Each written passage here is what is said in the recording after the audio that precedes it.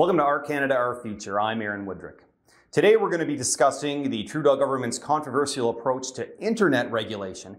And to do that, I'm very pleased to be joined by Peter Menzies, Senior Fellow at the Macdonald-Laurier Institute and a former Commissioner with the Canadian Radio Television Commission. Peter, thanks so much for joining me. Hey, my pleasure. Good to see you. Now, obviously, there's quite a bit to talk about today, so let's dive right into it. I thought we might start with one of the bills that the government has proposed, Bill C-11, which makes amendments to the Broadcasting Act to expand the CRTC's ambit over user-uploaded content. Now, this bill has already passed the House of Commons. It's currently in the Senate. So, Peter, I know you've written quite a bit about this bill, and I wanted to get your thoughts on it and why it's so problematic.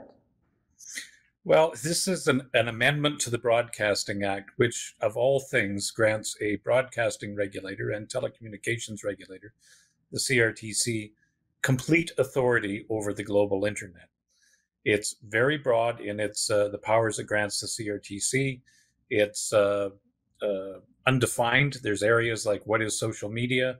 We don't know where its limits are, and we don't know how much the CRTC intends on intervening. We seem to be being asked just to trust the CRTC, which is not, I think, where most Canadians are at. So why is that problematic? I mean, you obviously sat on the CRTC yourself. You know what it does, what it has the ability to do. Are you simply saying there's just too much ambiguity and that the government shouldn't be giving this much latitude to the CRTC? Well, first of all, I mean, yeah, sorry. The CRTC is designed to regulate a closed system, one where you receive information and you get a fixed number of channels, where you have a schedule of channels and what you watch.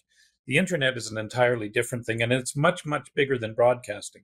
There are platforms on the internet that perform a similar function to traditional broadcasters, but they do it in a different way.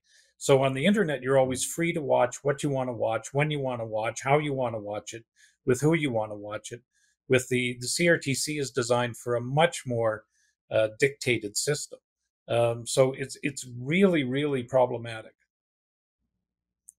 So, in other words, the CRTC is designed to do a certain thing, and the thing that this legislation is now empowering them to do is completely different than what it does otherwise? Yeah, I mean, the assumption behind it that the government has made and that Heritage Canada has made is that the internet is broadcasting. And it's just not true, right? Netflix is a broadcaster, according to them. That's not, I mean, I can see why they think that, but Netflix is a video store, right? For those of us who remember video stores, Netflix killed the video store. It does have an impact on broadcasting, but mostly that's because the internet has been a free and open place where people can do all sorts of things.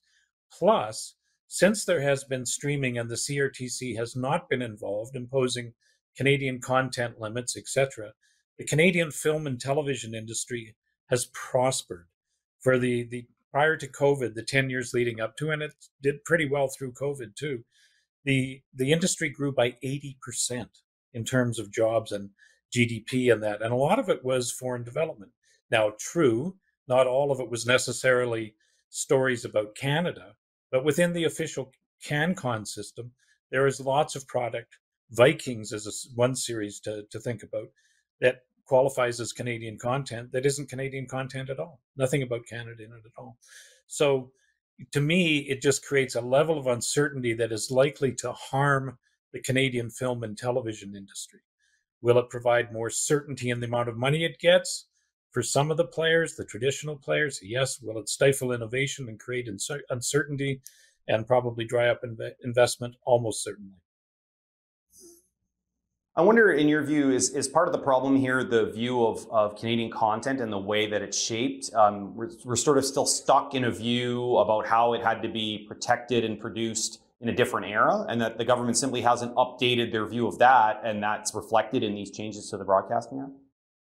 Yeah, I mean, there's legitimate reasons to promote Canadian cultural content, right? I mean, I think most people can agree on that. Government wants to invest in that area, wants to make sure we don't get overwhelmed by our huge neighbor, which, is a very powerful entertainment industry to the south. So there's ways you can do that. And if you wanted to create some legislation like Bill C-10 or Bill C-11 could have, it kind of carved out some funding from the very large players, you could do that. But the way they're doing it right now is just not something that's going to work. It's going to do more harm than good. Great stuff, Peter. We're going to take a short break and be right back.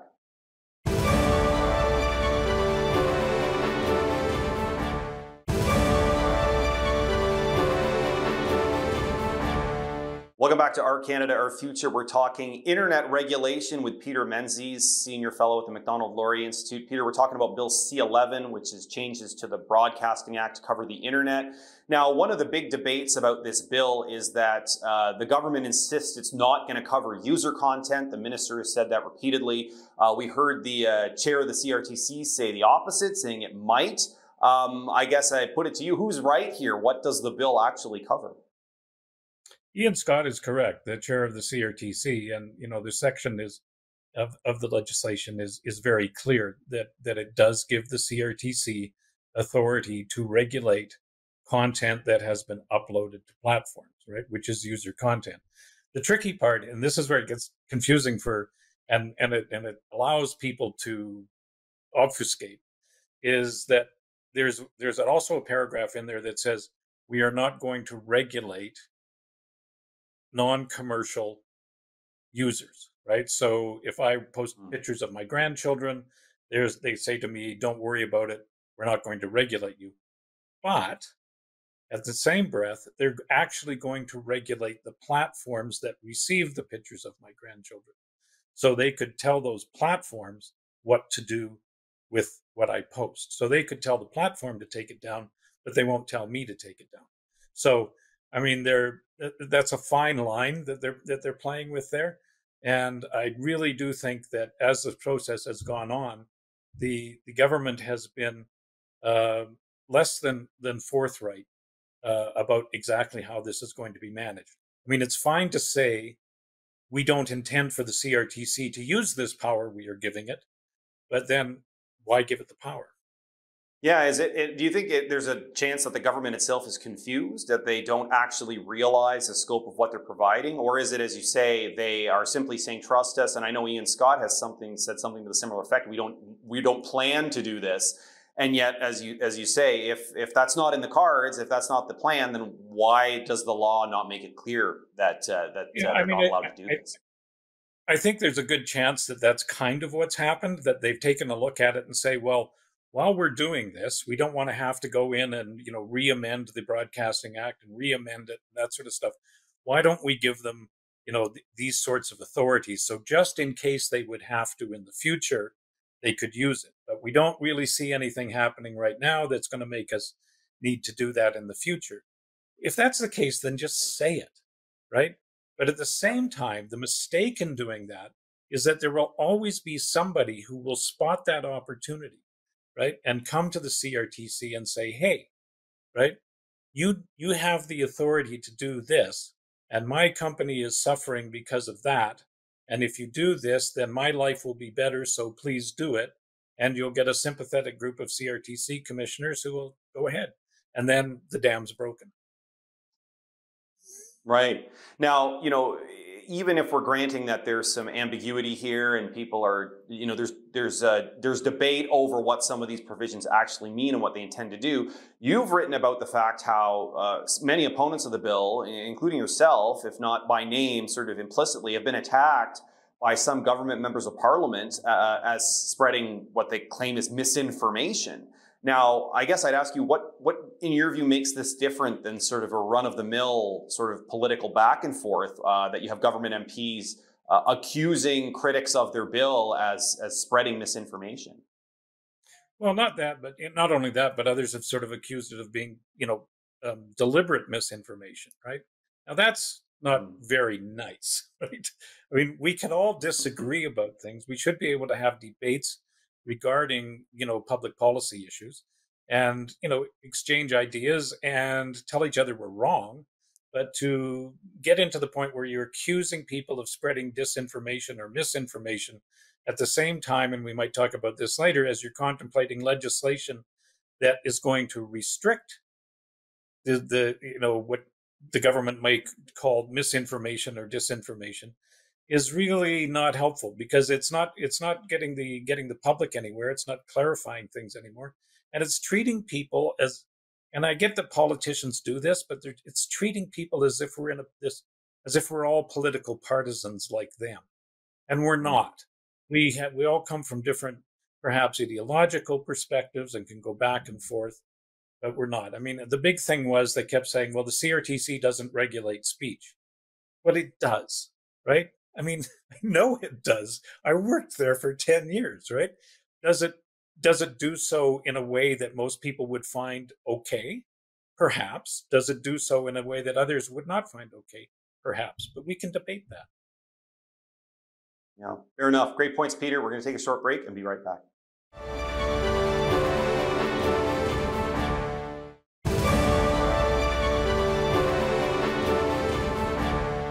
Welcome back to Our Canada, Our Future. We're talking internet regulation with Peter Menzies, Senior Fellow at the Macdonald-Laurier Institute. I thought, Peter, we could talk now a bit about Bill C-18, which is the Online News Act. This is a bill that hasn't yet passed the House of Commons, but is currently in committee. And this bill essentially would require news outlets, require the tech giants to compensate news outlets for posting links. I guess I ask you, first of all, what Peter, put yourself in the government's shoes, what's the rationale for this legislation of forcing the likes of Facebook and Google to pay newspapers for posting links to their content? Well, the rationale is promoted, and the newspapers started making this case. The newspapers obviously are in a great deal of trouble. The internet has really undermined their financial foundation in profound ways. The newspapers are making the case that online entities such as Facebook and Google unfairly profit from their content. That they take their content, they imagine that they can get ad revenue around it, and that they're not sharing, and that they should share that there's a great value to their news content. And they point to Australia and say, well, the Australians did it, so we should do it here. And that's where you come back to. In the meantime, the government has finally succumbed to that plan. The broadcasters have piled in too and said, well, hey, if the newspapers can get money, so can we. So Bell and the CBC have bellied up to the bar. And the CBC, which really doesn't need any more money, and newspapers desperately do, will end up being the largest recipient of it. But on the other hand, the tech giants say there really isn't a business case around this. And so we'll have to see what happens. Yeah, no, it's interesting because I think some people, they view this as, well, Facebook and Google are doing very well. They get advertising dollars. What's wrong with making them compensate newspapers? Why is that a problem?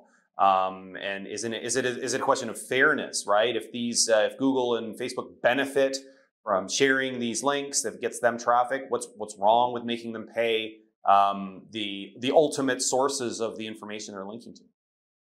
Yeah, I mean, Facebook would make the point, and I'm sure they will at some point, although they're not saying a lot publicly these days, that what they have done is provided for free a platform that newspapers can use to distribute their product, right? Like, I used to run a newspaper and used to spend tens of $millions a year distributing your product, right? You had to have trucks going out, you had to sell it, you had to have people going door to door. Your costs of distribution were huge. You don't have that anymore. Facebook, and to a certain extent Google as well, gave you a free distribution network at no charge, right?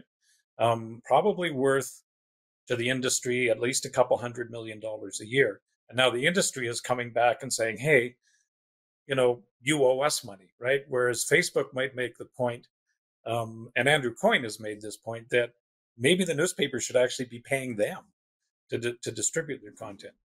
Facebook also makes the point that its users aren't that interested in news. It composes maybe 3 or 4% of their content, and it's not a high priority for people. People are on Facebook not to read the news; they're on there for other reasons. Google Showcase has created a platform from which newspapers can make some money, and some have connected there, but essentially what you're saying is somebody saying there can't be anything wrong with this. He has money and I don't. Give me some of his. And everybody goes, yeah, okay. Right? I mean, that's not a very sound economic foundation. And in the long run, it's not going to solve anything. Yeah, it sure does seem to be a case of, well, the reason they need to pay is because they're the ones with the money, rather than any sort of rational connection. It's interesting too what happened in Australia, as some people may know. When the issue heated up there, Facebook stopped sharing news on its platform, and it was a bit of, if you will, sort of calling the newspaper's bluff. That if the argument is that, well, you guys are benefiting by posting links, and the response is, okay, we'll stop posting links. It seems that the newspaper reply is, no, no, no, don't stop posting links, just post them and pay us for it. Is it fair to say that's what happened in Australia? Yeah, it is. And also, the difference in Australia is actually none of the newspapers have ever had to access the legislation. Facebook and Google have made deals with everybody without having to go through the legislation, so everything ended quite peacefully. In Canada, I'm not so sure because they've commodified a link. And that's a real problem because the Supreme Court ruled in 2011 that links don't have an economic value. But the Heritage Department and Pablo Rodriguez have said that a link does have an economic value, and that one will end up in court for sure.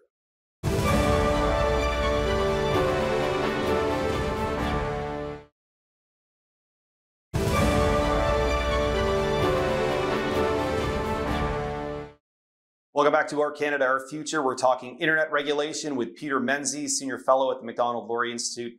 Peter, we've touched on the Online News Act. We've touched on the changes to the Broadcasting Act. Maybe we could turn our attention to the last of the government's sort of suite of internet regulation policies, potentially the most controversial and the one that might be the least formed. It's their talk about dealing with online harms, what they call dangers of online harms. This legislation hasn't been formed yet, as I said, but it seems to keep running into controversy.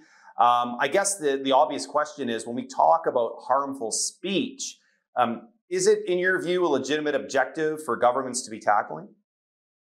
If it is genuinely harmful and they can show that a harm comes from it, it's already illegal. So governments have been involved in that. We have a hate speech law in this country that if you call for harm to be done physically or otherwise for people, and you make them an identifiable group, the subjects of hate, you can go to jail. There's a case going on in Montreal right now regarding that. So when it comes to the online harm part of it, I'm unclear as to exactly what they're trying to do. It appears that what they're trying to, because they're trying to address things like child pornography, hate speech, terrorism recruitment, and a couple other items, all of which are already against the law. Like the internet is not, outside the law. If people behave illegally on it, the law can intervene and has done. That sort of stuff. What they seem to be wanting to get into is the lawful but awful category of speech that people find offensive and distasteful, and what can we do about that, right?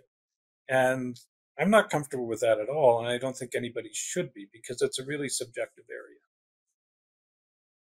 So, in other words, do you think maybe the government is being a bit disingenuous when they suggest that stuff like, I mean, of course, everyone is opposed to things like child pornography, but as you say, these things are already illegal, and the fact that they also appear on the internet doesn't change the applicability of those laws. So is it really the government proposing to set a different standard for stuff that's on the internet versus what's in everyday life? So stuff that, if someone's walking down the street and says something insulting, but that is not illegal, if you do that on the internet, suddenly it's going to be subject to regulation.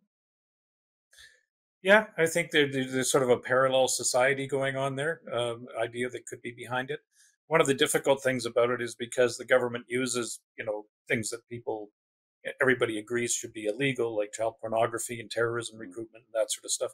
And then you bundle all this other stuff in behind it. So, well, if you're opposed to this, you must be in favor of child pornography and that sort of, et cetera, et cetera. So it makes it difficult. Their initial run at it, though, which came out of a study by the public, done through the Public Policy Forum, was so invasive that they had to back away from it. That was in the original Bill C-11 that they were thinking, well, not C-11, but the original online harms that they were thinking about last year.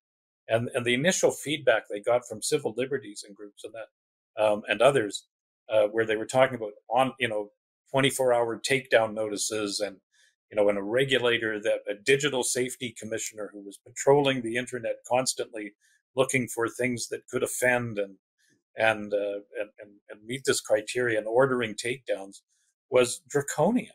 I mean, it was not democratic at all. And so they backed away. They've consulted again.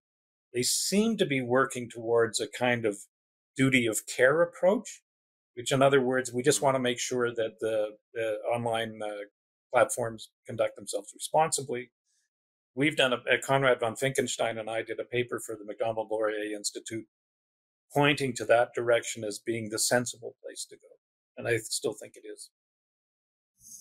Yeah, I wanted to talk about that paper a bit. We've got about 30 seconds here. What are some of the key differences between what you propose and the government's approach?